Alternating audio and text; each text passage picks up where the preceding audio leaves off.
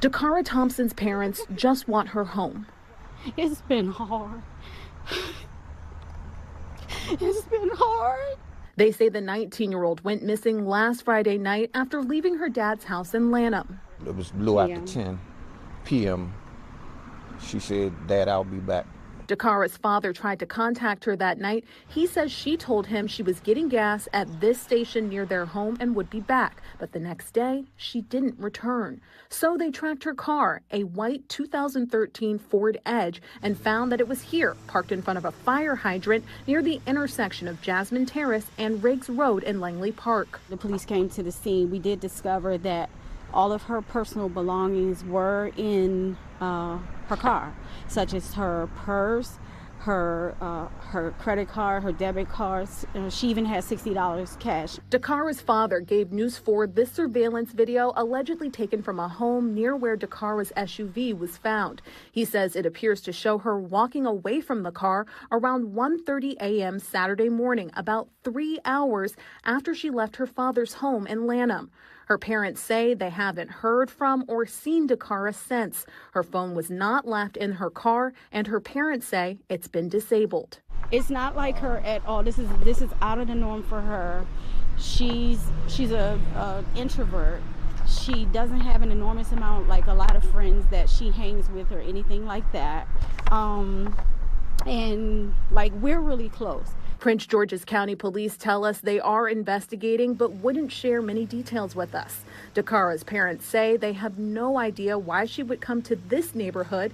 They're desperate to find her and want anyone who's seen her to call police. We've been saturating the area, family and friends, with flyers. We've been knocking on doors, just everything to try to just get our daughter back home safely. Dakara's parents are planning a prayer vigil for her here on Sunday at 5:30 in Prince George's County. Hello, how you guys doing? Welcome to the channel Criminal Villains. In this video, it's going to tell you everything you need to know, all the details. I have the latest video report on all of it. If you guys were unaware, this 19-year-old girl, she was missing. You know, her parents were looking for her. It says a missing report was August the 23rd, and her body was discovered August the 31st in a grassy area off Route 50 in Maryland. And it's been confirmed she is deceased. And they found the person that did this, and they are saying that he killed her in the bedroom. I'm not sure what bedroom, but in this video that I'm going to show you, they are talking about it. They are telling you exactly whose bedroom it is, how it got there, the full story, the full breakdown. So make sure you guys like, share, and subscribe to this YouTube channel. Be careful, be mindful. This is scary. This is very scary times that we're living in. So let's check this video out. On August 31st, what we believe to have been Dakara's body was located by the Maryland State Police Department in the area of eastbound Route 50 at Route 97. On August 23rd, in the area of University Boulevard in Hyattsville, Maryland, a short distance from her vehicle, at approximately 3 a.m., for reasons still under investigation, it appears that Dacara willfully entered a vehicle being driven by Hugo Rene Hernandez Mendez, 35-year-old male out of Bowie, Maryland. Through investigative techniques and video review, detectives were able to track the vehicle's movement to an address on Kimber Ridge Drive in Bowie, Maryland. On September 4th, several search warrants were obtained and executed pertaining to this case, which led detectives to obtain enough probable cause to take Hugo Rene Hernandez Mendez into custody and present him to the court commissioner for the murder of Dacara Thompson. We believe the murder occurred in the home on Cambridge Drive in Hernandez's bedroom. Her body was taken to the location that it was recovered at by Hernandez. At this time, there are no additional suspects. However, this investigation is ongoing. Our thoughts and prayers are with her family during this time. Detectives from the Prince George's County Police Department's Missing Persons Unit were quickly joined by the Prince George's County Police Department Homicide Unit, along with our law enforcement partners from Maryland State Police and the City of Bowie, who worked jointly and tirelessly to determine the facts of this case. Because the pre-existing relationships between our agencies, we are where we are. There's still a lot of investigative work to be done in this case, and we're asking members of the community or anyone that may have information about this case to contact us at 1-866-411-TIPS. Throughout this case, members at the highest level of our law enforcement agencies were kept abreast of every development, and cooperative decisions were made jointly. I have no words to express my appreciation for the Superintendent of the Maryland State Police, Colonel Butler, and Bowie's City Police Chief, Dwayne Preston, for their involvement. In addition to law enforcement involvement in this case, the highest level of our governments were kept abreast of this matter. This included daily briefings with Deputy Chief Administrative Officer Melvin Powell and County Executive Aisha Braveboy, both of whom provided unwavering support for our teams who were conducting this investigation. Incidents like this affect our entire community. Ms. Braveboy's involvement in this case, for me, further reflects her passion for people and the community that we serve. On behalf of our department, I want to personally thank you for your support in this tough case. It meant a lot to me personally, and I appreciate it. At this point, I'll turn it over to County Executive Aisha Braveboy. Thank you so much. Thank you, Chief, and thank you to all of our public safety partners who are here with us today. But more importantly, I want to thank this community. When you found out that Dacara Thompson was missing, you answered the calls of her parents and her family to help find her, to locate her, because she means so much to so many. And so it is tough that we're at this point where the search is over and justice begins. I want to thank our superintendent. I want to thank also Chief Preston, the men and women of the Prince George's County Police Department and its homicide unit, as I have repeated numerous times as state's attorney, the best of the best. I want to thank you for closing this case quickly. And now we will hand this case over to our state's attorney, Tara Jackson, to seek justice. But I did want to reflect on Dacara Thompson, young 19-year-old graduate of St. Charles High School in Charles County. She was living with her father, and part of the reason she lived here is because she was working for nonprofit Prince George's as part of her service year option that she decided to participate in, and that this activity is sponsored by our Governor Wes Moore. So this is a young woman who dedicated part of her young life to serving others, And I want that to ring home to all of you that this is a good young woman who wanted to do good for her community. And now her community will stand behind her family as we seek justice for her. I will now turn the mic over to our Superintendent Butler. Good morning. On behalf of Governor Wes Moore and the entire Maryland Department of State Police family, I'd like to extend my deepest condolences to the family and friends of Ms. Dacara Thompson, a young life that was taken far too soon. Shortly before 5 p.m. on August 31st, troopers from the Maryland State Police Annapolis Barrack were dispatched to the area of U.S. Route 50 between Maryland Route 424 and Interstate 97 in Anne Arundel County for the report of a disabled vehicle. Upon arrival, troopers observed a female lying unresponsive in a grassy area off the highway. Information obtained indicated the disabled vehicle was unrelated to the investigation that we have embarked upon. Investigators from the Maryland State Police Criminal Enforcement Division South Region responded to the scene along with State Police crime scene technicians from our Forensic Services Division. They processed the scene. Shortly after, they contacted the Prince George's County Police.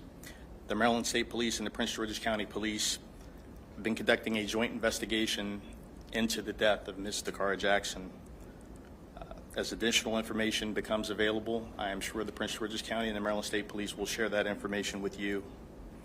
The circumstances surrounding her death still remain under investigation, so we will continue to answer those questions that we think the community and the family want those answers. Thank you. I'd like to introduce Chief Dwayne Preston from the City of Bowie.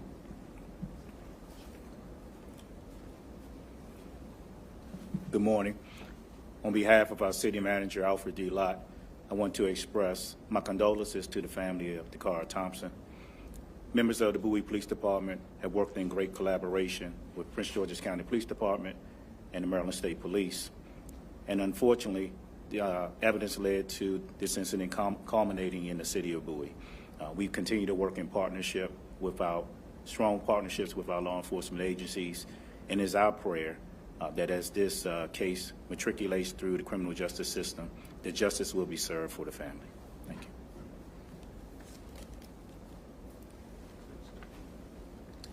Good morning. I too would like to first express my condolences to the family of Dacara Thompson. I cannot imagine the pain that the family is feeling right now. And I agree with the county executive when she says that the community is grieving with the family. I also want to thank the county executive and her leadership team, Chief Nader, Chief Preston, our Maryland State Police partners. We are indeed a team in bringing justice and protecting our community. I know that the public has been following this case closely, and oftentimes our community does not understand the legal process and roles of each member of our legal team, of our law enforcement team. So as State's Attorney for Prince George's, I'm here this morning to explain the legal process and next steps. The police have charged Mr. Hernandez-Mendez, as you've heard, with murder and related charges. He has appeared before a commissioner, a judicial officer, and that commissioner has determined that there is probable cause to support the charges, and he was held without bond. Mr. Hernandez-Mendez will now appear at a bond hearing. We're not sure whether that bond hearing will be today or on Monday. And during that hearing, the court will determine whether or not he should remain held. And in making that decision, the court will look at the nature of the charges that are lodged against him, as well as the safety of the community. As I said, this bond hearing may occur on Monday and not today. At this point, there really is not much more that I can offer other than to say in the weeks to come, my office will do a thorough review of the evidence, and we will determine whether or not Mr. Hernandez-Mendez should be indicted, and if so, what he should be indicted for. It is important to remind our residents, and I want to do this always, that any person who is charged with a crime in Prince George's is entitled to due process through our judicial system, and it's my job as the state's attorney to ensure that the justice occurs, but that the processes are transparent and fair and in full accordance with the law. And finally, I just want to add that my office remains steadfast in working with our partners daily to make sure that our community is safe. Thank you. So the deepest gratitude for the men and women of the Prince George's County Police Department that worked this case literally around the clock since she was reported missing. I deeply appreciate their efforts, and I appreciate the journalism that has covered this case to this point. Now we'll open it up for a few questions. Ma'am. Chief, I want to ask you your thoughts on what you think happened here with these two bodies together, and then separately, is there any indication that she was alive moving around the home, or that this was something that happened? We don't believe she was moving around the home. We believe everything transpired in the bedroom. So what is surrounding the two coming together, that's what we're still investigating. Does the suspect have any other violent crimes in the past? Nothing, not that we're aware of, but we are aware of one prior arrest that occurred with United States Park Police in April. If it wasn't for that disabled car, would that area have been searched? Was that on your radar? That area is probably about 7 miles away from the murder location, but a good distance away from where she went missing. So we are thankful that the Maryland State Police had the ability to locate that body based on that call for service. Chief, was this suspect subject to an ICE detainer from that spring arrest? He was not at that. He was not subject to an ICE detainer based on that spring arrest. Not any other? Are you aware? We believe that one was issued yesterday. County executive or whoever wants to handle this, that's going to be an aspect of this case given our time today and age. Yes. What are your thoughts about that? This man didn't come here legally. So, as was indicated, he was arrested by U.S. Park Police, which falls under the auspices of the federal government. So the federal government arrested him in April of this year on a DUI charge.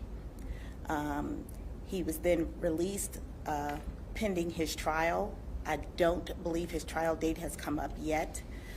So what we know is that he did not, according to our records, have any contact at the state level, but he was arrested by federal authorities in April.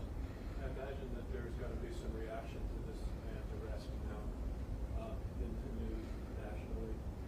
What are your thoughts about that? Is his status relevant at all in this case? What are your thoughts? Well, I think that the U.S. Government has made status of individuals relevant. This was someone who was in their custody, and they made the decision to release him. So I think the questions should be asked of the Justice Department. Thank you. He will now have to face his charges here, though, correct? Correct. Yes, ma'am. I have a question. So when Dacara was reported missing, I know that I talked to Brian about this. There wasn't like a flyer or anything put out on social media to get her face out, right? Can you talk just about that, like the fact that that wasn't put out right away and the case ended this way? Like what was done in the first few hours or days of the investigation? So the facts as we have it is she was in that vehicle before she was ever reported missing. So we did canvass the area. We searched, we questioned people in the area. We looked for video. We did all of these things as a practice. Critical missings get distributed. But the family did a lot of hard work and they distributed information and you all covered that. So the information was out and the community had it. And the community was sending in tips as well. Sir. When the body was first discovered, you were quick to say there's some of the characteristics that we cannot identify. Correct. And the timeline up from that point to today, you kind of provide the details of when you could possibly identify the type of car. So we met with the family and through that meeting we were able to identify the body. We'll take one more question. Go ahead. We'll do two. You. I was going to ask, are any investigators talking with the suspect as he is cooperating with his anything? We did interview the suspect and we got limited cooperation. Can I just ask, I want to ask this respectfully, any trauma to We're not going to discuss the manner of death at this time. But thank you for your question. And thank you all. We really appreciate you coming up.